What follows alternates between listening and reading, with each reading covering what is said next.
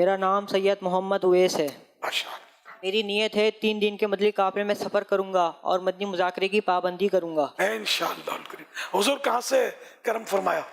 کراچی سے۔ اچھا، ماشاء اللہ، دل نہیں لگتا نماز دل میں، نہیں دل لگتا۔ لگانے کے لیے کوئی طریقہ بتا دیجیے۔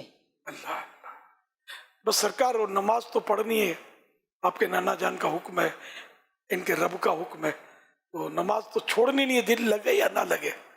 وہ ایک تو نا دل لگتا اور آدمی نماز پڑھتا ہے، وہ تو پڑھتا ہے، جس کا دل نہیں لگتا پھر بھی اللہ کا حکم سمجھ کر پڑھتا ہے، اس کا بھی ایک مقام ہے۔ اور غالباً بعض بزرگوں کا یہ قول بھی ملتا ہے کہ جس کا دل لگتا ہے مزہ آتا ہے، نماز پڑھے جا رہا ہے، جس کا دل نہیں لگتا بھاگو بھاگو لگی ہوئی ہے، لیکن مسجد میں اپنے پاؤں جما دیتا ہے، میں نہیں جاتا، میرا رب مجھے حکم دے رہا ہے کہ نماز پڑھ، بغیر دل لگے جو پڑھ رہا ہے اس کا بھی اپنا ایک مقام ہے۔ تو یہ بندوں کو رب سے جوڑنے والی باتیں ہیں کہ رب سے تعلق قائم رکھے، کسی طرح بھی پیچھے نہ ہٹے، تو دل بھی لگ جائے گا انشاءاللہ۔